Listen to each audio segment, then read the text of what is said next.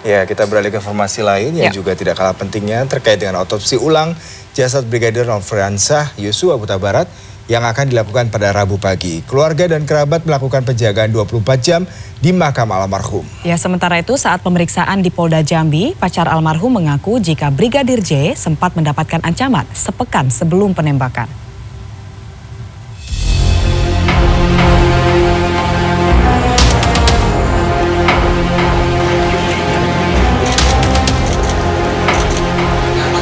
Kasus kematian Brigadir Yosua Huta Barat di rumah dinas Kadif Propam Polri nonaktif Irjen Polisi Ferdi Sambo pada 8 Juli lalu masih meninggalkan misteri. Meski sempat jalan di tempat, kini teka-teki kasus sedikit demi sedikit mulai terjawab. Desakan keluarga agar dilakukan autopsi ulang akhirnya disetujui pihak kepolisian. Ayah Brigadir Yosua, Samuel Huta Barat, Senin siang berharap autopsi ulang yang sedianya akan dilaksanakan pada Rabu esok dapat menjawab segala kejanggalan kematian putranya. Harapan kita semoga semua terungkap dengan terang benderang. Kiranya inilah kunci terbukanya nanti, terkuatnya nanti permasalahan anak kita ini biar bisa. Sebelum autopsi ulang dilakukan, makam Brigadir Yosua dijaga 24 jam oleh pihak keluarga yang turut melibatkan organisasi masyarakat Pemuda Batak Persatu.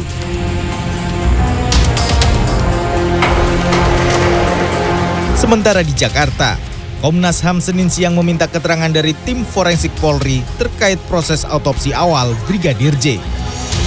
Verifikasi data antara analisis Dokter Polri dengan keluarga Brigadir J akan dijadikan materi untuk menentukan kesimpulan.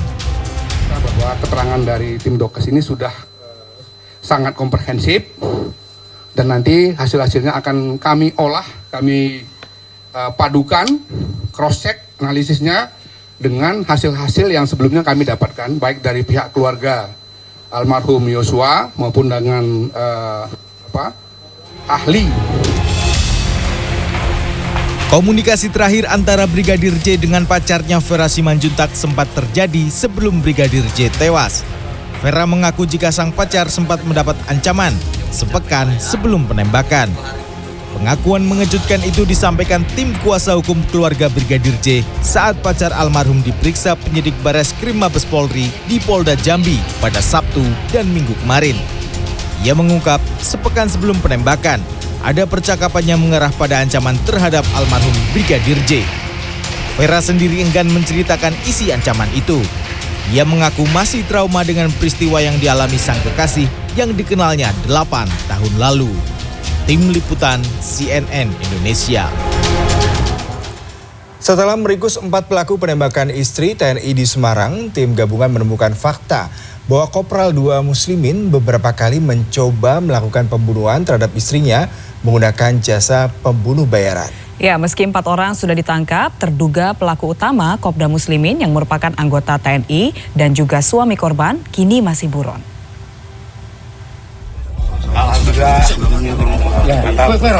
Para pelaku penembakan istri TNI di Semarang, Jawa Tengah akhirnya berhasil dibekuk tim gabungan Polri dan TNI. Mereka adalah Sugiono, Ponco, Agus, dan Supriyono yang masing-masing ditangkap di daerah yang berbeda, yakni Demak, Semarang, dan Klaten. Satu orang lagi bernama Dwi, seorang warga Sragen, ikut ditangkap karena menyediakan pistol yang digunakan untuk menembak korban Rina Wulandari. Dari hasil penyelidikan sementara, salah satu pelaku mengakui mendapat perintah dari Kopral 2 Muslimin, suami korban, untuk menghabisi korban. Caranya dengan menembak di bagian kepala.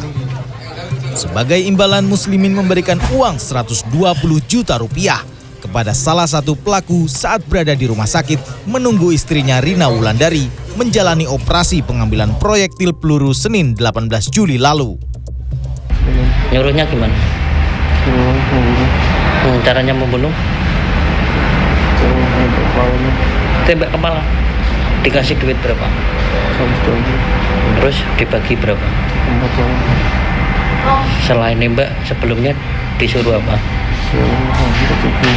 Ngeracun. Selain menggunakan jasa pembunuh bayaran, tim gabungan Polri dan TNI juga menemukan fakta bahwa Kopda Muslimin beberapa kali menyewa pelaku untuk membunuh istrinya. Caranya dengan memberi racun, santet, hingga percobaan pencurian. Tidak hanya melakukan penembakan. Jadi sebelumnya itu 1 bulan yang lalu keterangan, ini baru keterangan ya, belum kita proses. Dia sudah memerintahkan babi untuk meracun istrinya.